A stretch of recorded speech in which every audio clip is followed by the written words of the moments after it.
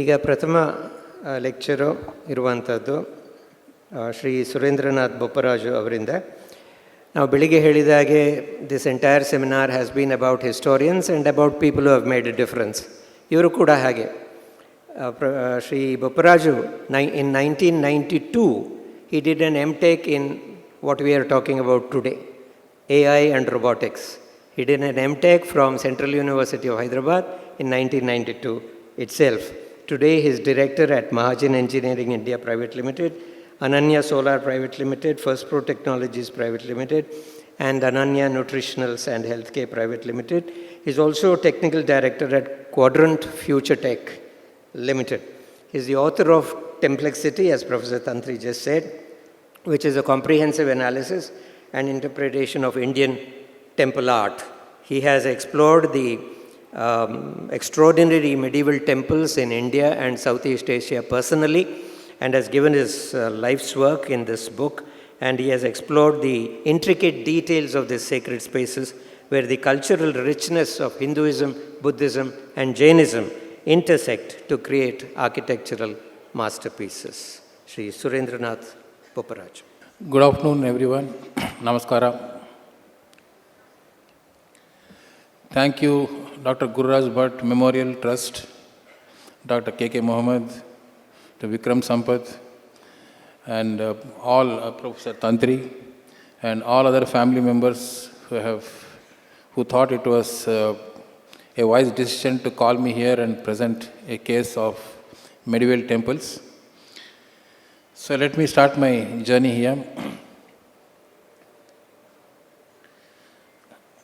I'll share the background first. It took me, there are many questions that came to my mind.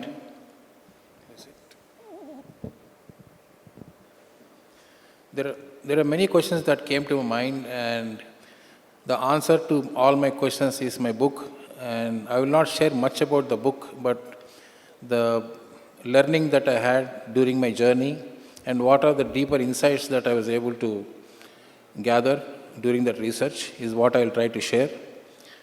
A summary of my effort here: it took me 3 years of travel, 3 years of analysis of all the data that I gathered, and 3 years it took me to publish the book.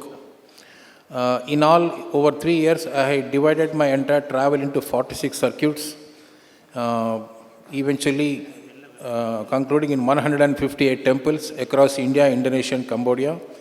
This is the area that I chose. I chose the period 350 BC to 1730 AD, which is roughly 2000 years of history. We call this early medieval, medieval and late medieval history. This is the scope of timeline that I have chosen for my research. And I had to read 380 books and journals and research papers to finally conclude on whatever I want to say. So this is a background to my journey. And there are many more challenges. One of these days I met Dr. Shashi Tharoor on the flight. And he told me, more than Templexity, you must write a book on your own journey as to what are the challenges you faced, how did you overcome them, how did you manage your profession and passion both. So I am also writing another book, my own story. The most significant is that over 3 years I created a database of 75,000 pictures. So when I was capturing it, I was very happy.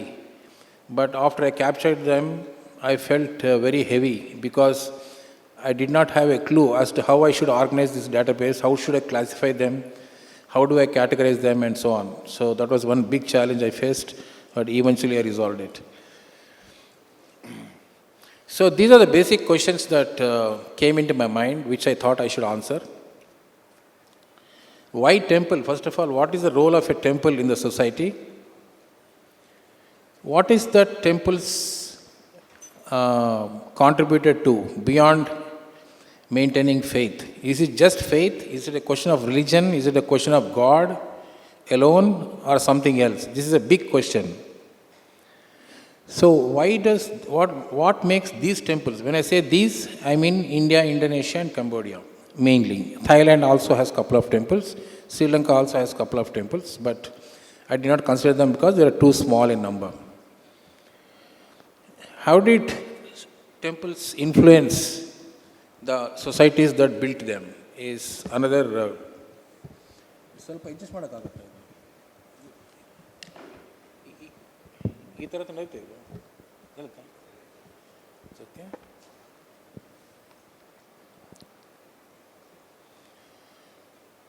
So, what is the impact of temples on social and cultural fabric? That is another big question. And then there are many engineering challenges that our architects and planners and designers faced. There are many challenges which I'll share during the course of this presentation. So, in the absence of a modern day crane or modern day cutting machine, how did they cut huge stone blocks? How did they quarry the stone blocks? How did they transport the stone blocks? There are so many challenges. So, how did they do all that? And if they have done whatever they have done, what is that we can learn today? What is the context that they are setting for us? Is there anything we can learn at all? If so, what is that we can learn? And how can we implement them in our daily lives? These were the questions that came to me in the year May 2014. So I started a diary and I started noting down my questions and then started my research. I traveled for the first 3 years, gathered all the information, every inch of every temple I captured, and then put together the imagery and then started my analysis. The analysis was focused on answering these questions. So my book, Templexity, is an answer to all these questions.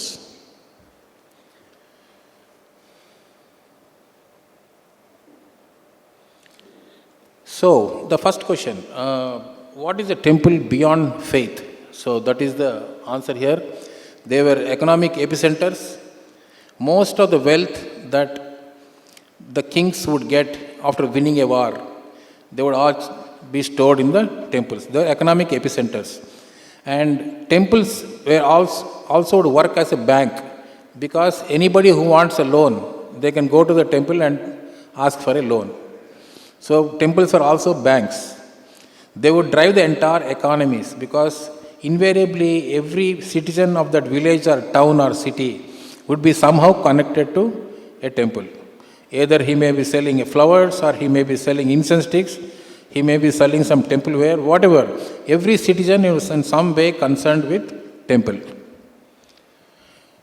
And as I realized after so many years of spending so many years of time, temples are actually a windows to the society. That means, give me a temple and I'll tell you what the society is, what are the priorities, what are the social priorities, what is the cultural priorities they had, what are the traditions they follow, what is the daily engagement of a typical person in that period when the temple was built.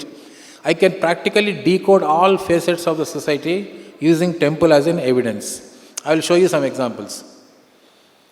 Of course, they are engineering marvels.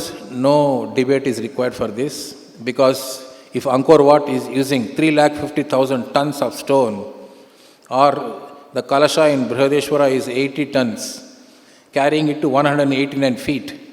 These are the engineering marvels. Much more, I'm just naming a few. And of course, artistic wealth. If the temple is only a subject of faith, then you don't need a huge structure like this. All you need is a small structure, place your God and then worship. So, it's very important to understand that temples were much beyond faith, and most importantly, they were places where the artistic wealth was captured. Of course, there are key contributions in terms of science, or in terms of architecture, in terms of engineering. A confluence of all these facets is what resulted in a temple. And it is a multidisciplinary collaboration, by which I mean, if you look at a typical society which had 4 varnas at that time, we had so-called Sudras, and then Kshatriyas and Vaisyas and Brahmins. Temple is one place where all of them came together. Vaisyas would manage all the wealth and money that temples had. Sudras would construction of the temple. Kshatriyas would go win the war and get the money to build a temple. Brahmins would perform typically all the rituals related to temple. So, if there is one thing that brought together the entire medieval societies, it is temple. This is one of the first inferences that I made during my research. The picture here is Mitwali temple, and thanks to Dr. K.K. Mohammed, who restored Bhateshwar temple complex. It is very next to that, and Mitwali temple, it is Chausas Yogini temple, 64 yoginis, and this was the model used for our old parliament building.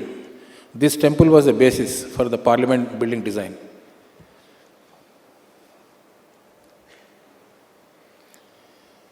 I have listed some dynasties. There are 24 dynasties that I actually researched and analyzed on, out of which I have listed major contributors. I have tried to give the number of temples. Professor Tantri, I mean, is it possible we can share this presentation to everyone? Any student who wants to take the presentation, he or she is welcome. Okay? So, of all the people, Hoysalas, our own Karnataka kings, they built the maximum number of temples during the medieval period. They could identify 300 temples till now, but an estimate says they built more than 1500 temples. So I tried to provide the key aspects. I'll explain to them in detail as we proceed further. So the art layer in each of these temples had very specific meaning to it. They are not just art for art's sake. They actually tried to convey the sculptor's mind. So what is the sculptor's mind? I'll try to give you in detail.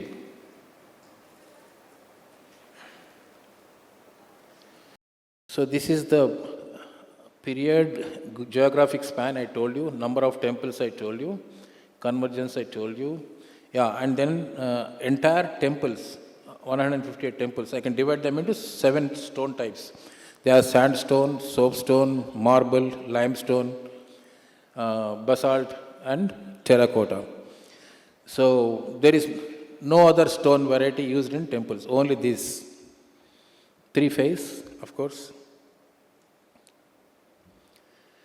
A comparative study of architectural styles. Now, architecture, what does actually architecture mean? Architecture means the basic construct of the temple, the basis, whether it's a mandala system or otherwise, and then how many towers you want to place. Is it a simple single structure or multiple structures? What kind of GoPro you want, if it is Dravida? How many types of Vimanas you want to have? So these macro level features or parameters constitute what is called architecture. And within architecture, there are multiple types. Each of the kingdoms, each of the dynasties chose their own varieties. The most notable ones are Khmer has their own, which is largely Cambodia, Thailand, and Vietnam based. Vietnam also has some Hindu temples. Then we have Kalinga, and Kalinga is very unique because if you look at all other architectures, they don't have the name of a region. Kalinga is very unique. That architecture is named after the region in which it was built. Then we have North Indian Nagara and South Indian Dravida. You will get to know.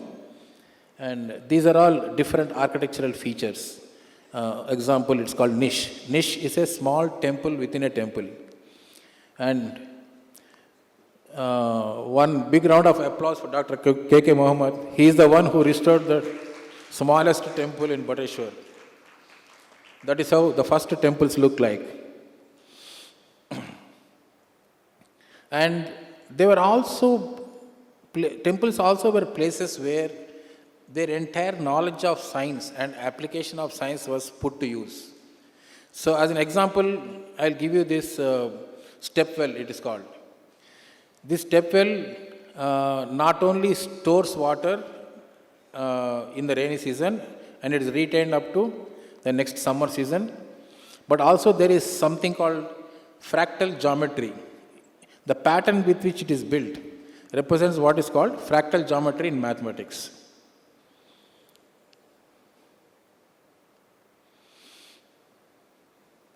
So try to list in my research few of the greatest monuments, and the reason why I think they are greatest monuments is also something that I try to list.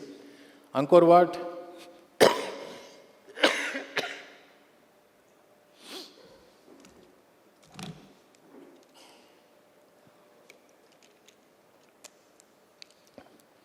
more interesting ones are coming, don't worry.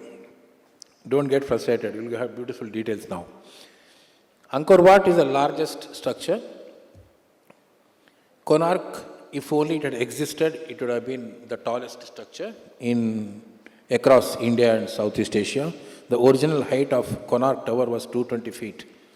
So, would have been a magnificent temple if only it survived. Unfortunately, we lost it.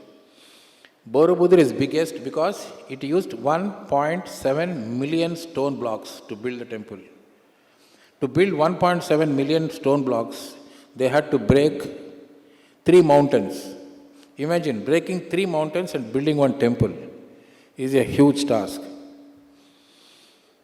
Such was their determination, such was their ingenuity, that they decided to break a mountain and build a temple. Brihadeshwara is huge, and Brihadeshwara is special to me because they used some sort of a pink granite. Granite is the hardest, marble is the softest. So if someone builds a temple in marble, they can achieve any amount of fine detail. But to achieve the same thing in granite is a very challenging task. So Brihadeshwara is special because they built marble-like features in granite. Lakshmana temple is a Chandala temple, Bundelkhand, basically 9th to 13th centuries were the active period of Chandelas, and they built some of the most beautiful temples ever in the Indian context. So Lakshmana temple has all the 7 art thematics which I am going to propose now. Kandire Mahadeva is a marvel, and you can see all mathematical principles being applied. We have fractal geometry, we have recursion, we have iteration. We have every mathematical principle was deployed in Khajuraho temples. Prambanan is huge. Outside of India, the biggest Shiva, Brahma, Vishnu temple complex is in Prambanan, Indonesia. Even now it looks very majestic, even after 1500 years. Bayon in Cambodia is another beautiful temple because it represents practically all aspects of daily life. The art layer has covered practically all aspects of the daily life. You can decode how a person lived in that society just by visiting this temple. Ranakpur in Rajasthan is known for its most intricate detail. They have 144 pillars, and each pillar is unique. Every domical bay is unique. Every fractal element is unique. Every recursive element is unique, so on and so forth. And all of that in marble.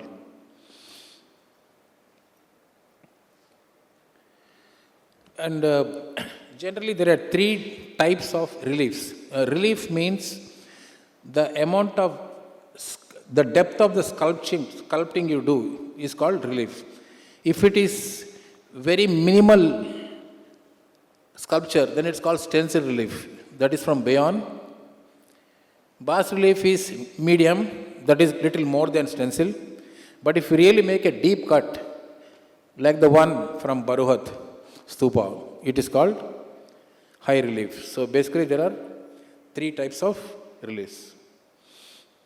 And relief also decides what kind of features you want to bring. For example, look at this high relief. Now there is a tree and there is a flower, it's a sala tree. There is a flower, there is a fruit. So if you want to decode all these features, you need to opt for high relief. Is high relief possible in all stones? We don't know. It depends on the sculptor's capability.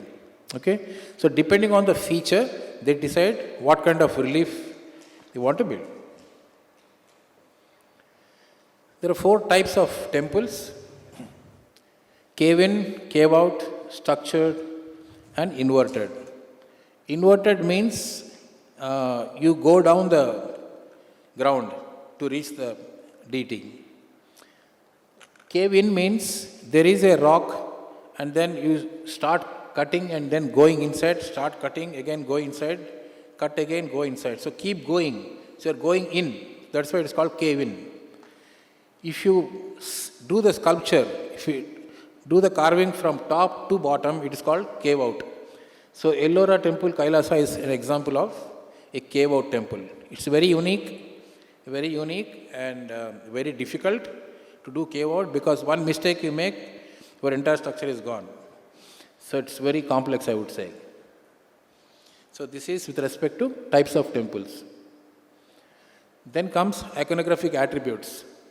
Sculptors used so many attributes.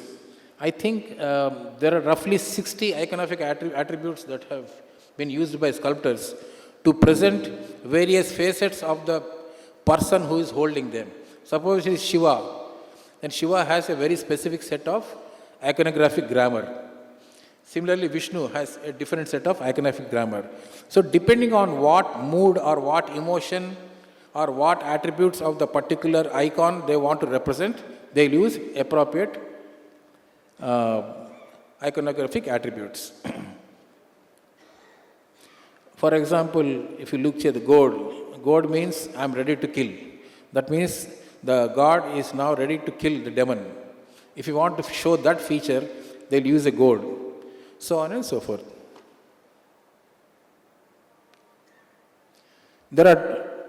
I will broadly define the entire iconography present in the temples into 2 parts: realism and idealism. Realism means a sculptor will chisel what he or she actually has seen in the world around. Idealism is an idea has come to a sculptor's mind that the most beautiful woman will look like this. So he will try to chisel a sculpture based on what he perceives is the most beautiful or best. So that is called idealism. So I divide the entire sculpture into 2 types. Now, after collecting the sculptures, I was during the part of research and analysis, I could decode more than few hundred crowns like this. A crown is placed on a person to show that that icon or a sculpture either belongs to a god or it belongs to a mythological character or a king or anybody royal, any superior person. To distinguish the status of a person in the society, they use this iconographic attribute called crowns. And during the course of research, I also discovered that when we say Dravida type of architecture, we try to generalize it by saying all South Indian temples belong to Dravida architecture. But within the Dravida architecture, every sculptor, every planner, every architect made sure that their work has their own signature. You see this? Most of these temples are called Dravida temples, but look at the topmost, how they distinguish it from others. So within the similarity called Dravida, there is a distinct attribute called Kalasha, where a sculptor puts his own signature work to say that I follow the principle, but my creativity also has to find a place. That's what signature works mean. And look at them, they are so different from each other. We generally look at a temple and say, this is Dravida temple. But we don't care to see the difference between the 2 Dravida temples. And this slide was meant to provoke you to think on finding out the differences between the so-called similar Dravida temples. Science, there is a whole lot of science in medieval temples. I mean, time is not sufficient. This slide itself can be a 2 hours seminar. I'll come back next time when you have time. There is a zenithal tube in a temple called Kalasan in Indonesia, where the light falls on the deity only once in a year. Only once. The top part is open and the sunlight will fall on the deity only once in a year. So that is the kind of engineering knowledge they had. And stellate plan. Look at this.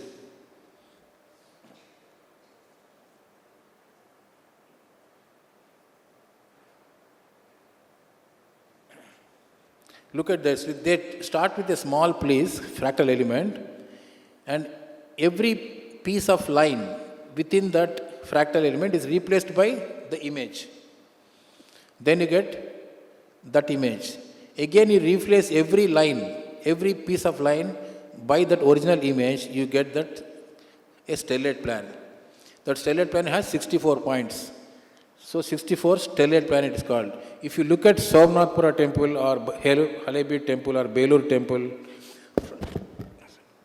if you take the top view, the temple will look like this. Sorry. If you take the top view of the temples that I mentioned, they will look like that 64 stellate plan. There are many stellate plans, 32, 64 and 16 stellate plans, so on. Depends on how much of sculptural space you want to create in a given temple. That decides the stellate plan.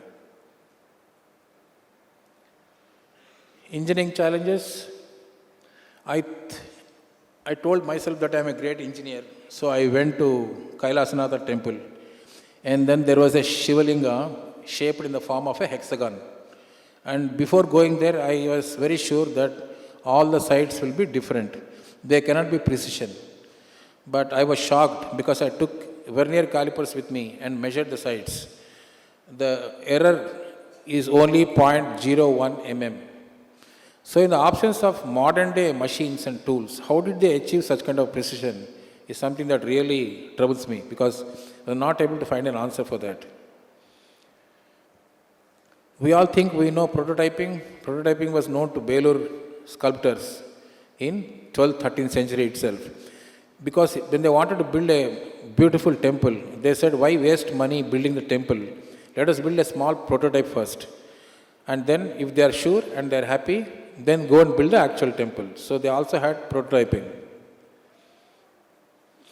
Now tell me, anybody in the audience here can tell me, how can you chisel a curved hole? Straight hole is imaginable. How will you chisel a curved hole? What kind of tools you require? So why do I say they were great engineers? They were great engineers because it is not about realizing a feature. It is about realizing a toolkit so that you can realize a feature. That is what I call it as engineering ingenuity. So what kind of tools are required? Using the tools is very easy. But designing a tool so that I can realize a feature, that is the engineering ingenuity. That is what I am trying to bring about in this slide here. So put together all our temples present the competency and capability of our great medieval artists in terms of the various engineering challenges that they faced and they solved. Look at the image on the bottom, imaginary tilt. Do you think the building is actually tilting? It is not. It's perfectly a straight line, but you are made to feel it is actually tilting. Look at the kind of ingenuity they had. One second, please.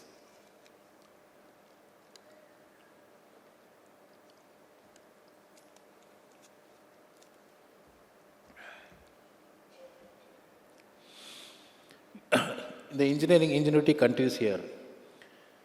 I told you about this Kailashanatha temple and latticed windows. So when they say hole, the hole is not just for light. It has another purpose. That is the beauty of this engineering. When the holes are made like this, for the air to enter the inside the temple, it will be compressed because the holes are small. When air is compressed, it becomes cooler. So intent of latticed windows is not just to allow for air to come in or wind to come in, but also to make sure that it is compressed so that it gets cooler. That means inside the temple they wanted cool air to prevail. That is the ingenuity. Each type of shape will give each type of compression, and each type of temperature difference will be there between outside and inside. I measured in one of the temples, temperature difference between outside and inside is roughly 6 degrees centigrade. That means our ancestors knew practical engineering solutions to solve any engineering challenge they faced. Look at the polish at Patadakkal. This is roughly 1300 years old, and the polish as if they polished it yesterday. That means they knew a technique of polishing this stone that could last for 1300 years. I don't see modern day any polish that can last for more than 20 years. Precision engineering continued. Hoysala pillars. Every Hoysala pillar over the period of 350 years, their mark of engineering is an extreme case of obsession to make sure that every pillar is different. Every pillar in every temple is different. Did you see any modern day house or industry with such kind of architecture? I have not seen. So, not only functional aspect, but the aesthetic element also was present all over the place. The main subject of my research was actually to divide the entire art into thematics. So I divided into 7 art thematics, and I am challenging anyone here. Give me any sculpture in India, Indonesia and Cambodia. Number 1, I'll tell you to which temple it belongs to. Number 1. Number 2, I'll tell you which period it was built. 3, I'll tell you what stone it is made up of. And 4th, I'll tell you it will fit, any image you give me will fit into any of the 7 art thematics I presented here, and there is no more sculpture beyond this. So, the first thematic is epics, epical scenes, epical characters and mythological characters. So, the first one. Second one is women in sculpture. By the way, I must congratulate all women, because sculptors thought there is only place for women in temple art, but men there is no art. So that's why I chose this chapter called Women in Temple Art. Erotica in some of the temples. Nature is abundantly captured in temple art. And then there is personal adornment. This is the most interesting slide that you will see. Entertainment, of course, dance and music. Dance, music and musical instruments, I would say. This is the 7th thematic. And the last one, the 7th one is daily life. That means what is that they were using in their kitchen, what is that they were using in their bedroom, what is that they would use in the dining hall. Every facet of their daily life is present in the temple art. It is just that I paid attention to it. A normal person wouldn't not pay attention to it. So, give me any sculpture in this temple art, it will belong to one of these 7 categories, and there cannot be an 8th category. Let us see some examples.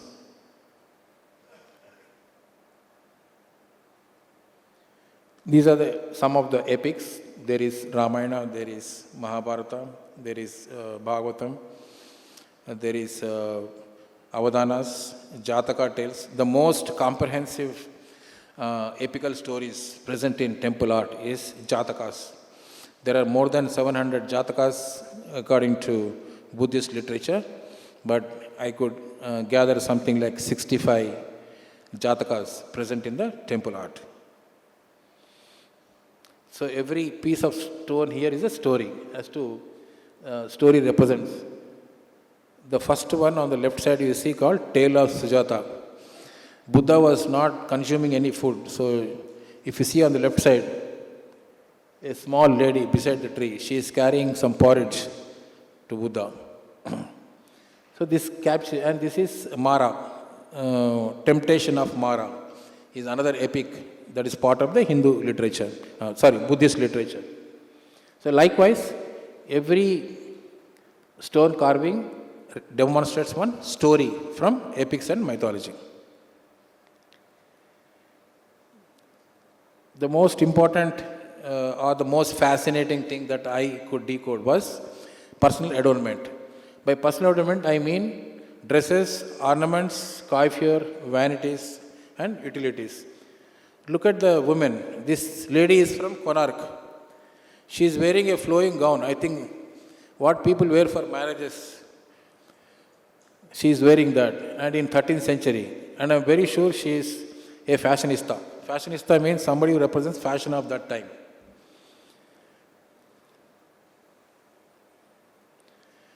So what I did was I pulled out the dresses and ornaments and coiffure from the sculpture and created a catalog. And I have a catalog of 3,500 dresses, more than 900 ornaments, and 300 plus coiffures. Coiffures means hairstyles. I created a catalog, and now I am building a brand called Temple Wear. It's a special bridal wear. It will be co-branded along with a leading fashion brand. People who think we have fashion sense must go to Khajuraho and see. In 9th century, they had what is called skin-tight wear. So 9th century itself, our fashion was much beyond the so-called European fashion. And just so that it is not one sculpture, I have more than 30 sculptures that show this particular fashion sense.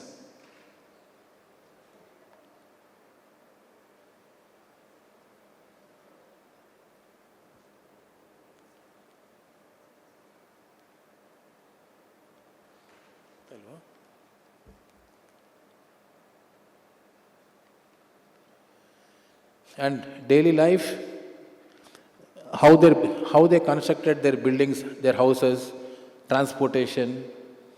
And for those of you who think that we are modern, look at this 7th century Borobudur. They are showing a bunker bed.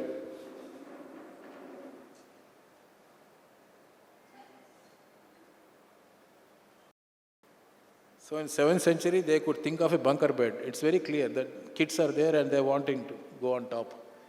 So every facet, the rats were a problem, even then rats were a problem. That's what they're showing to show. In a crop, in a sugarcane crop.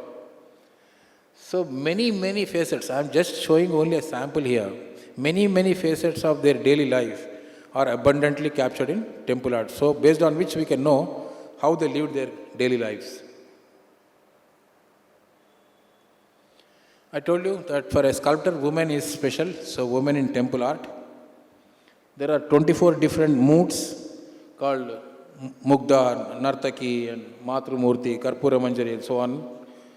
So likewise, there are many different women moods that I could decode from temple art. This is another thematic.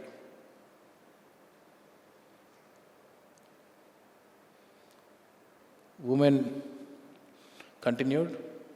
Because of diversity of sculpture available, I just put some extra examples here. And those of you who think that we are modern, just look at this 13th century Konark temple. I pulled out the smile from each sculpture and created a emoticon database. Each one has a distinct smile. So this tells me that society was obsessed with smiles. Can you imagine, through art, they are conveying so many aspects of their societies. And this is one of the most beautiful inferences I could make. And look at that, especially one on the bottom row, third from left, some form of a shy expression. That means in the society, the women all around were smiling all the time. That's what the sculptor is trying to convey us.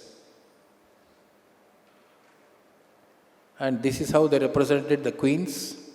These are Khmer queens, Cambodian queens.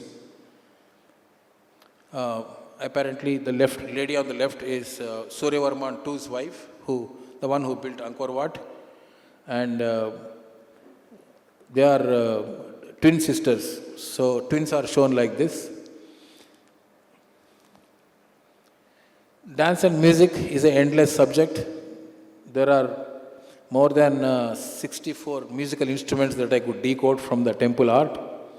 And I'm just giving you some examples of from where did I get and how did I get. So 4 dance forms are covered. We have Kathakali, Bharatanatyam, Kuchipudi and so on. So 4 types of dance are covered in the temple art and 64 different musical instruments. That means their understanding of music and dance is nearly complete. That's the inference I make from temple art. And then nature.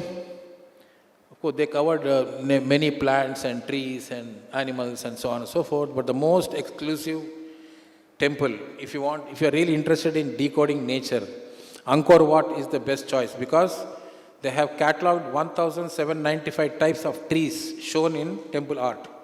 That is huge. There are a set of people who are working exclusively on decoding the temple, decoding the trees from the temple art and creating a catalog, and then studying what kind of forest they had then and what kind of forest they have now. So such is the kind of depth of information available in the temple art. Vanity, we have high heels, we have many types of mirrors, we have many types of purses, bags, lipsticks, mascara. Ask for anything. In the temple art, I can practically show you all facets of vanity that we use today are available in temple art from 350 BC to 1730 AD. Erotica, as one of the key 4 aspects of Hindu philosophy, dharma, kama, moksha. No, we firmly believe that kama also is an essential ingredient, and their idea was not to ignore it, but rather discuss it and debate it and accept it. With that intent, erotica made a part of the temple art. It is present in about 11 temples out of 158 that I saw. So that is a conclusion. The temples are a testament to their ingenuity, their ability to think way ahead, ability to manage engineering challenges, and then represent every aspect of their life that they were very proud of in the temple art. That's Templexity for you.